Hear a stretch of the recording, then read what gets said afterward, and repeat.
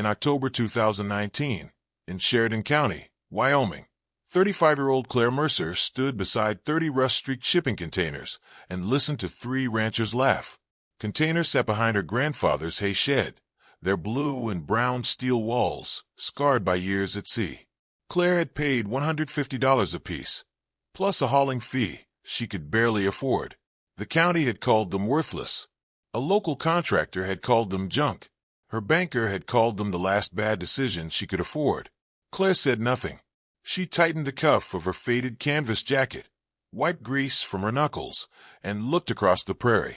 Her ranch had 412 acres of dry grass, a sagging farmhouse, 206 cattle, and enough debt to make every sunrise feel like an accusation. Then one container groaned. Claire turned. The sound came from inside. She walked toward it slowly. 3 weeks earlier, nobody would have believed she would buy 30 rejected shipping containers. Her brother had told her to sell the ranch and move to Cheyenne. But Claire had noticed something nobody else had. The containers weren't empty. That afternoon, she opened the first door and found a faint white crust along the floor. She scraped it into a coffee can. The second container had the same crust. So did the 4th, 9th, and 17th. Salt. Her grandfather taught her to recognize mineral deposits. Claire knew, because her grandfather had taught her to recognize mineral deposits when she was a girl. He had once hauled hay across southern Wyoming with a battered 1967 Ford 8N, and he believed a farmer should learn to read anything that touched the land. Claire had inherited the tractor, too.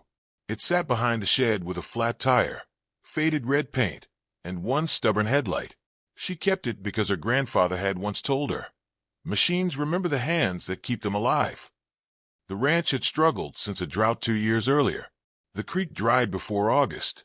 A late blizzard killed 43 head in one night. Claire inherited the property after her grandfather died, along with the mortgage, the cattle, the tractor, and a handwritten notebook nobody in the family wanted.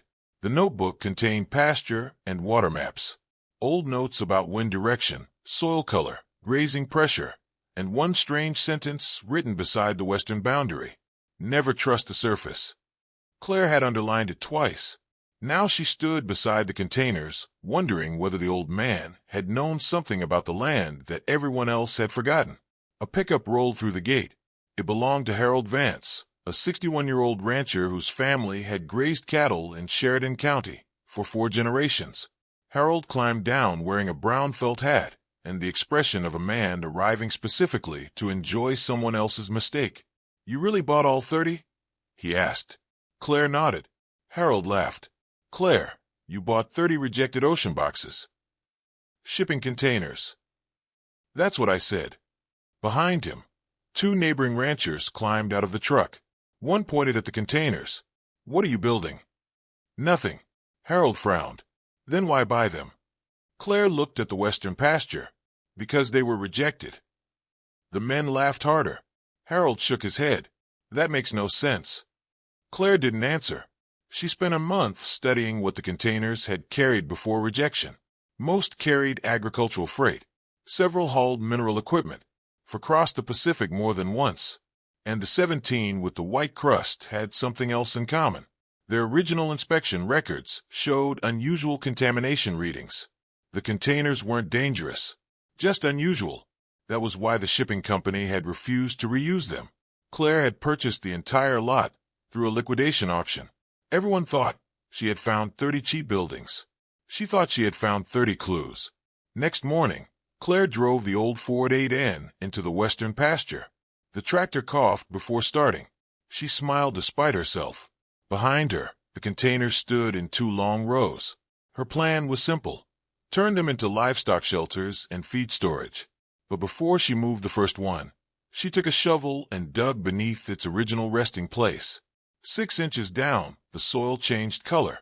At 12 inches, it became darker. At 18, her shovel struck something hard. Claire knelt. She cleared the dirt with her fingers. A thin black irrigation pipe emerged from the ground. She stared. She followed the pipe for 30 yards. It disappeared beneath the fence. The pipe reappeared beside a dry drainage ditch. She saw 3 more. Her heartbeat changed. Someone had built a buried water system across this pasture decades ago. But why? The western pasture had never been irrigated on any county map. Claire returned to the farmhouse and opened the notebook again.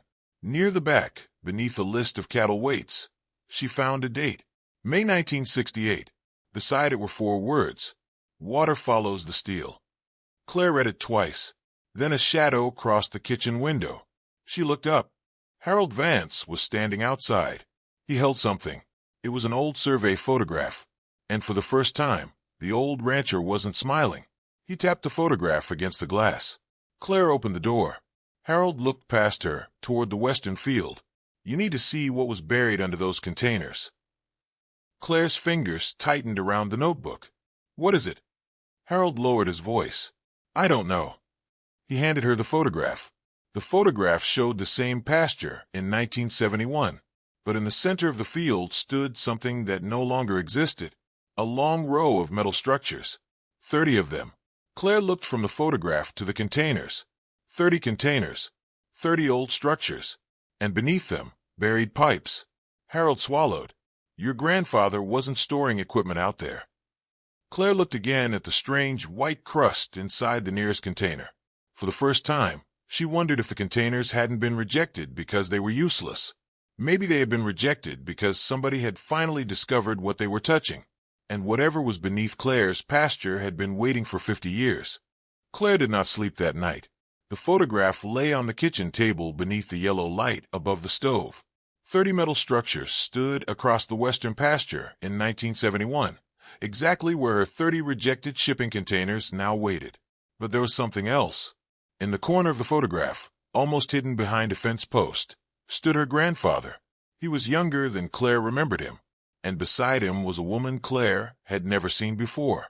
Harold Vance had left 10 minutes earlier after saying only one thing: "Ask your grandfather's notebook about the Red Basin."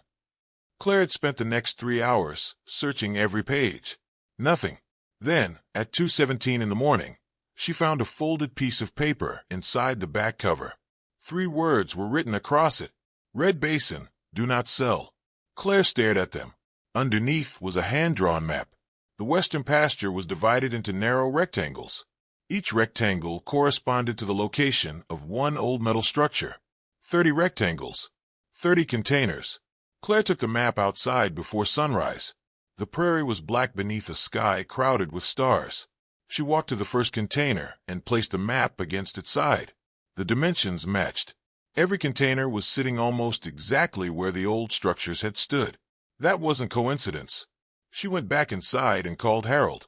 He answered after 2 rings. "You found it." "I found the map." Silence. "Then you need to stop digging." Claire frowned. "Why?" "Because if I'm right, you don't understand what you're standing on." "What is Red Basin?" Harold exhaled. "Something the county spent 40 years trying to forget." The call ended. Claire stood in the kitchen, listening to the silence. Then someone knocked. It was Denise Calder, the county agricultural inspector.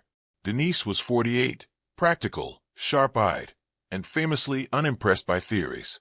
She had inspected Claire's cattle operation twice that year. Both times she had warned her about expenses. Now she stood on the porch holding a clipboard. "I heard you were digging." Claire nodded. "Who told you?" "Everyone." Denise looked toward the containers. "Those things are going to become a problem." "They're already a problem." "Claire, they're rejected freight equipment." "I know." "Then sell them." Claire almost laughed. Instead she asked, "Do you know what was here before them?" Denise looked toward the western field. For half a second, something changed in her expression. Then it disappeared. "No." Claire noticed. "You know something. I know your grandfather had a habit of chasing old stories. He also kept records." "So do you." "Then why are you nervous?" Denise didn't answer. She turned toward the pasture. "Because sometimes old records are wrong." She walked away. Claire watched her leave. Then she noticed Denise had forgotten her clipboard. Claire picked it up. The top page contained an inspection report. Not hers. It was dated 1983. The property name at the top was Mercer Ranch. The final line had been stamped in red. "Water rights review withheld." Claire's stomach tightened. She flipped the page.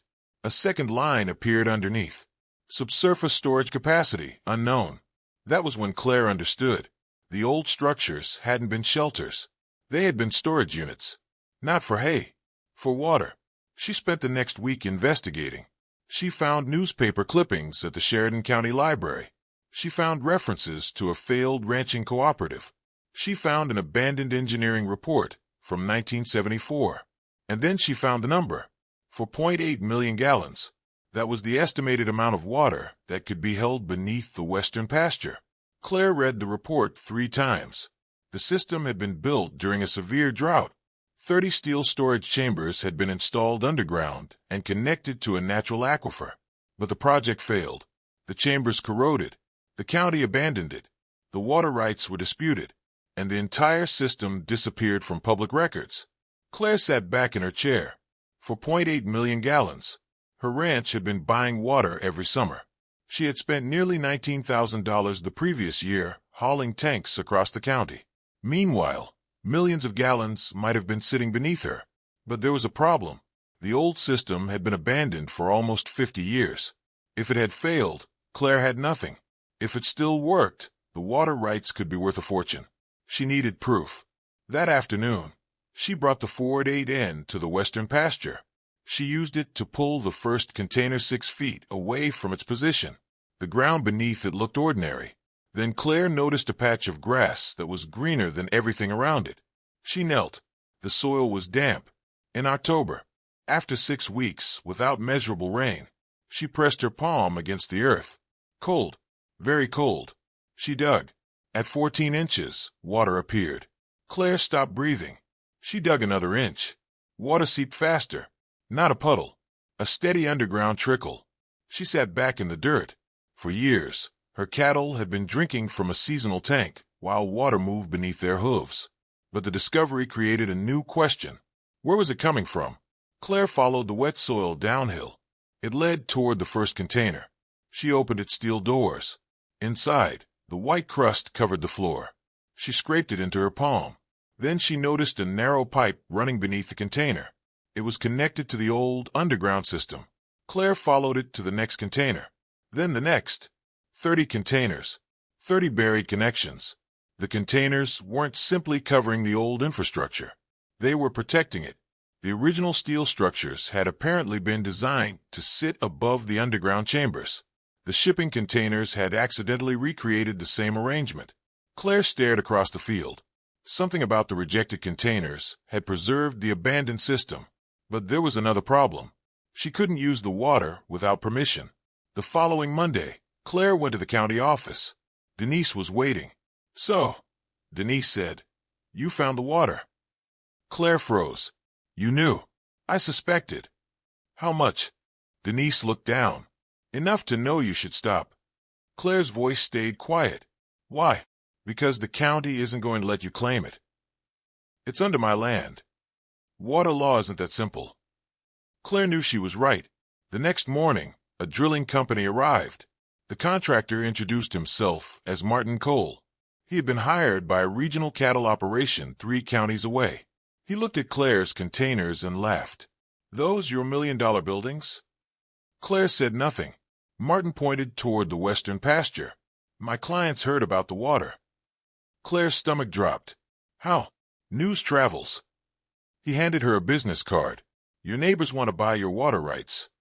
Claire looked at the number. $80,000. It was enough to save the ranch. Enough to pay the bank. Enough to repair the farmhouse. For one moment, she almost said yes. Then she remembered her grandfather's note. Never trust the surface. She folded the offer and put it in her pocket. "No." Martin laughed. "You're turning down $80,000 for an old ditch." Claire looked toward the 30 containers. "No." She pointed at the ground. "I'm turning down $80,000 because I don't think you know what you're buying." Martin's smile disappeared. That evening, Claire moved the 7th container. Underneath it was a steel access hatch. She had never seen it before. The hatch was covered in mud. She cleared it. A brass plate appeared.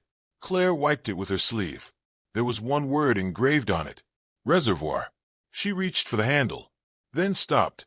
Water was dripping from the other side. Not slowly. faster than before. Claire looked across the pasture. All 30 containers seemed suddenly different. They weren't junk. They were markers.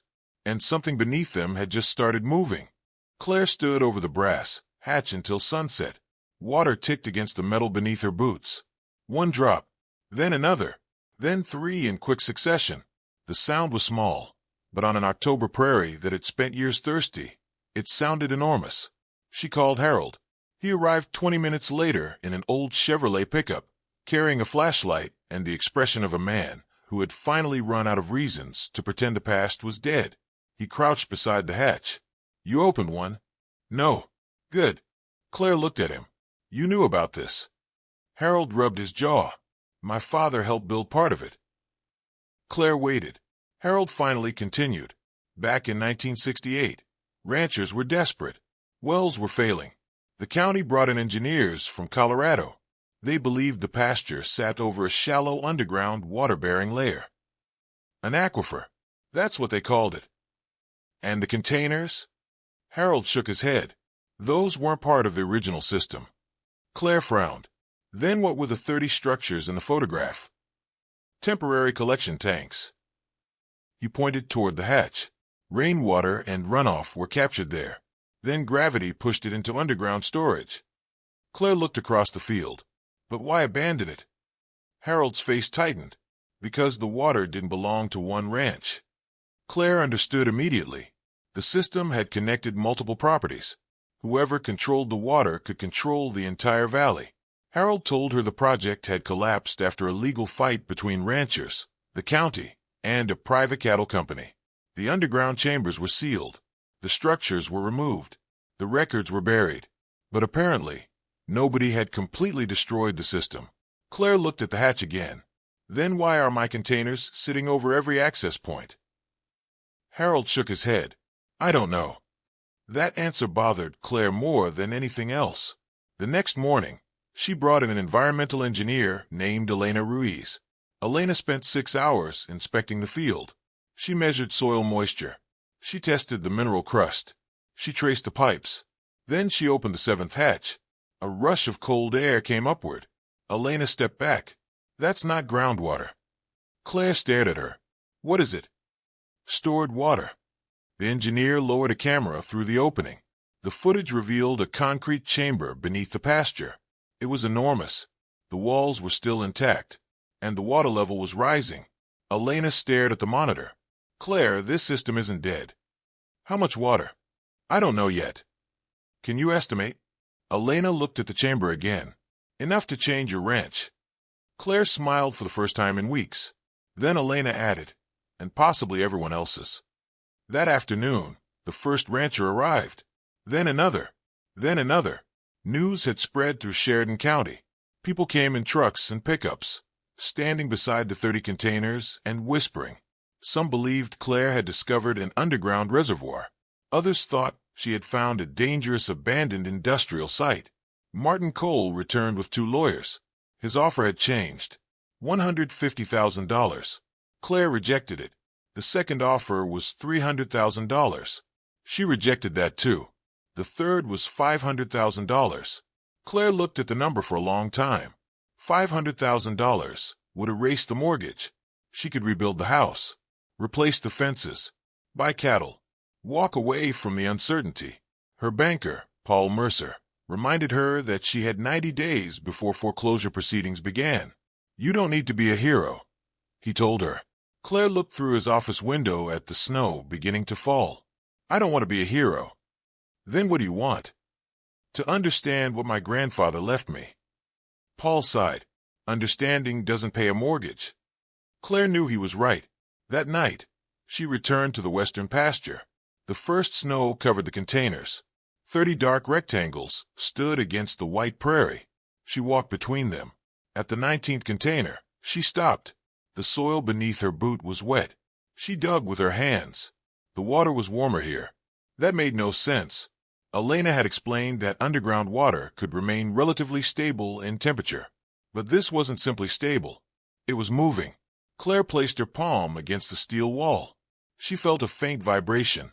She moved closer. The container was humming. She opened the doors. The sound became louder. A pipe inside the container was vibrating under pressure. Claire ran to the 7th hatch. Water was rising. Fast. Elena arrived before midnight. She looked at the readings and immediately called the county. The abandoned reservoir system was receiving water from an underground spring that had apparently shifted after years of drought. The drought had lowered surface water, but deeper underground, pressure had been building. The old system had become a giant underground storage network. The 30 containers were positioned over the old collection points, and because the containers were sealed against the weather, they had protected the access structures from collapse.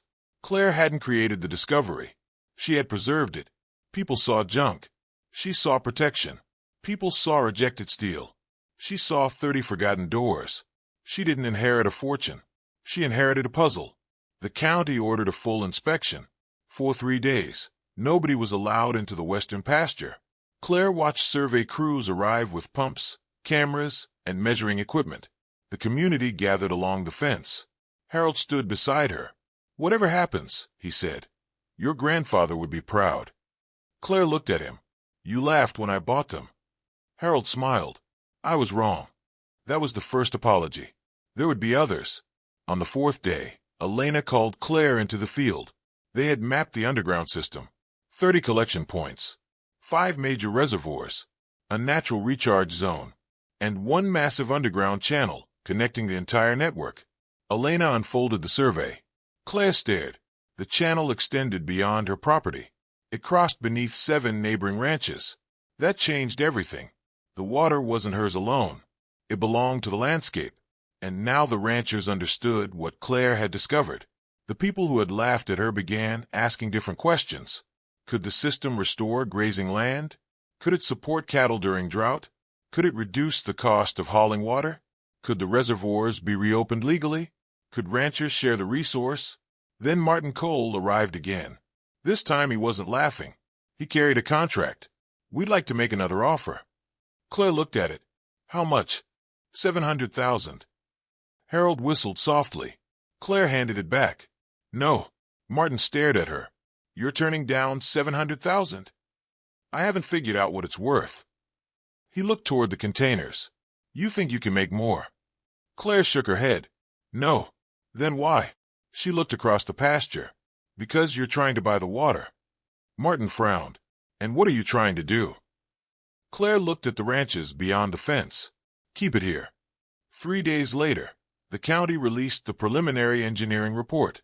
The underground system contained far more usable capacity than anyone had expected.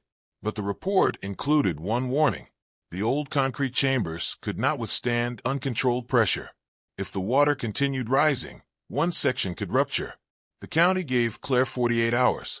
She needed to find a way to release the pressure without destroying the reservoir. And the only person who might know how was her grandfather. Or rather, the man who had helped him build the original system. Harold looked at the old photograph again. His finger stopped on a tiny structure at the edge of the field. A windmill. Claire recognized it immediately. Her grandfather's old windmill had been lying behind the barn for decades. She suddenly understood. The original system had not depended on electric pumps. It had used wind. Nature had built the pressure. Nature had to release it. Claire ran toward the barn. Behind the rusted tools and broken gates, the old windmill stood beneath a tarp. Its blades were frozen. Its pump rod was cracked, but the mechanism was still there. Claire touched the rusted metal. Then she heard something behind her. It was Elena. She was holding a document. Her face had gone pale. "Claire." "What?" "The county found the original water agreement." Claire turned. "What does it say?" Elena looked toward the western pasture. "It says your grandfather didn't own the water." She paused. "He owned something much more valuable." Claire stared at her. "What?" Elena handed her the document. At the bottom was a clause written in 1968. The water could only be commercialized if every participating ranch agreed. Otherwise, the system had to remain a shared agricultural resource. Claire read the clause again. Then she looked at the 30 containers. 30 rejected boxes. 30 forgotten collection points. 7 ranches. 1 underground reservoir. And now everyone wanted a piece of it. Claire folded the document. Outside, The wind suddenly began turning the abandoned windmill. One blade moved, then another. Claire looked toward the western field. The container seemed to hum beneath the snow. Something was about to happen. The windmill turned faster. Claire stood beneath it with Elena and Harold, watching the old blades cut through the October darkness. The pump rod moved once, twice, then stopped. The three of them stared. Claire walked to the base and brushed dirt from the housing. The mechanism was jammed.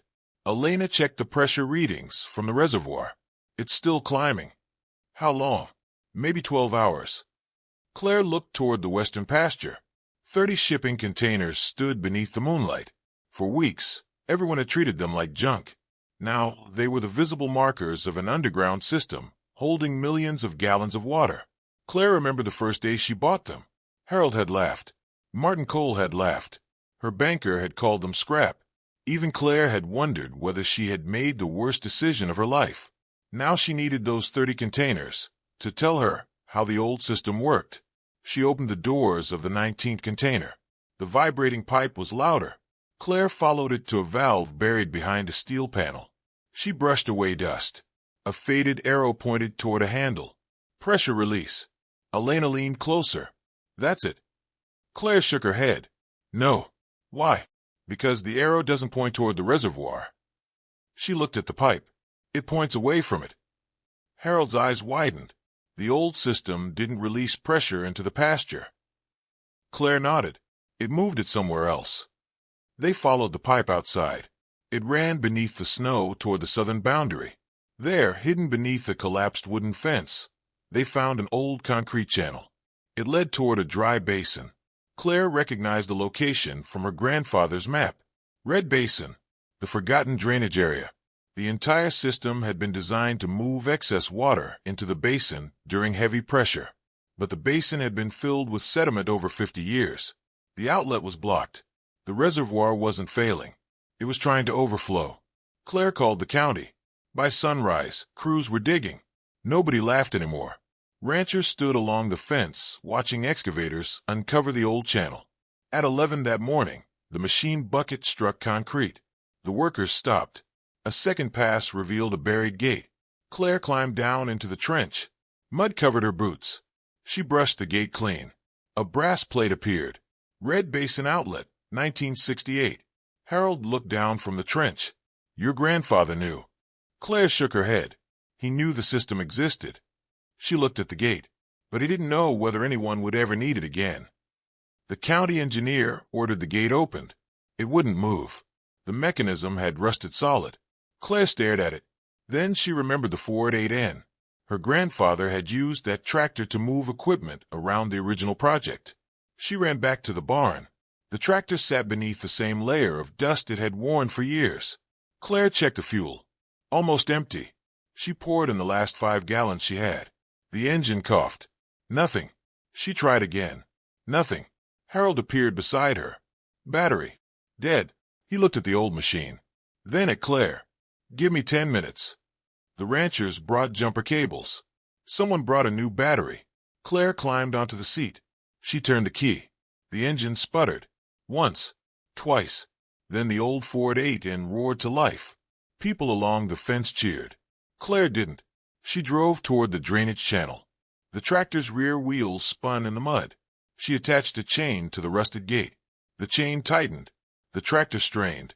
The gate didn't move. Claire backed up. Tried again. Nothing. Then Harold shouted, "Don't pull it." Claire stopped.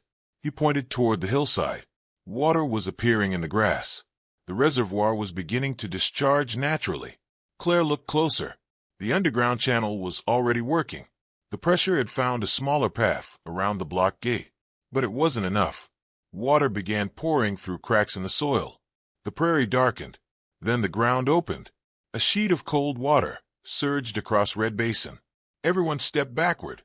The abandoned drainage basin filled in minutes. Claire stood beside the tractor, watching water spread across land that had been dry for decades. The system was alive. Not because Claire forced it, because the landscape was completing what the old engineers had designed.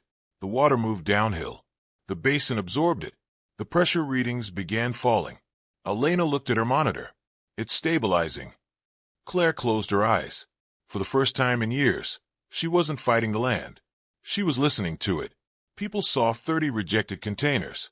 Claire saw 30 doors the land had been waiting to reopen. By spring, the story had traveled far beyond Sheridan County. Ranchers from across Wyoming came to see the system. The county approved a cooperative water management agreement involving 7 ranches.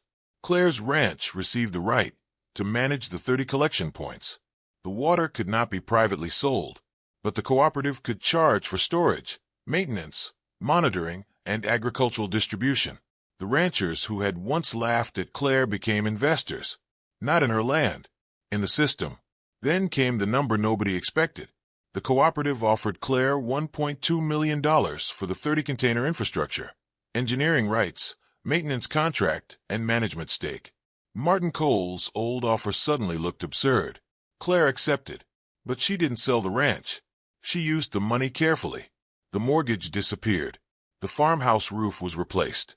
The cattle operation expanded. The western pasture was restored, and every one of the 30 shipping containers remained. Claire had them cleaned and reinforced. Some became feed storage. Others became equipment shelters. Several became enclosed water monitoring stations. The rejected containers that everyone had mocked became the most important structures on the ranch. 5 years later, the western pasture looked completely different. The grass was taller. The cattle stayed healthier through dry summers. The old red basin held water through periods when nearby stock ponds disappeared. The cooperative supplied emergency water to neighboring ranches, and the old Ford 8N still worked. Claire never restored its paint. She said the scratches belonged there. Harold Vance came every spring. He usually said very little. One morning, he stood beside the western fence watching the containers. "You know," he said, "I laughed at you." Claire smiled. "You did. I was wrong. You were." Harold looked across the pasture. "Your grandfather would have liked that." Claire looked toward the old windmill. "I think he would have laughed first." Harold laughed. "That sounds right." 10 years passed. The story became part of local ranching history. School children visited the property. Engineers studied the old reservoir. The county used the system as a model for drought planning. Claire became a quiet advisor to younger ranchers. She never called herself an expert. She simply told them to look twice before throwing something away. The 30 containers remained lined across the western field.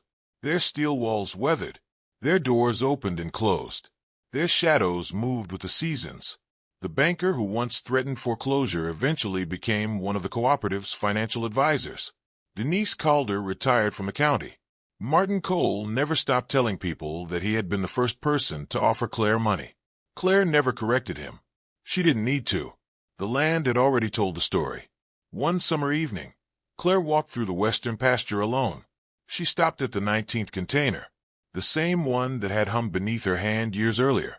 She opened the door. Inside, the monitoring equipment showed steady pressure. Below her feet, millions of gallons moved slowly through ancient channels. Outside, cattle grazed. The windmill turned.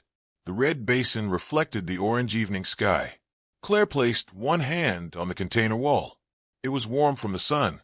She thought about the first day. She had seen 30 rejected containers sitting at an auction yard. Nobody wanted them. They were too damaged, too old, too inconvenient. But Claire had learned something her grandfather understood.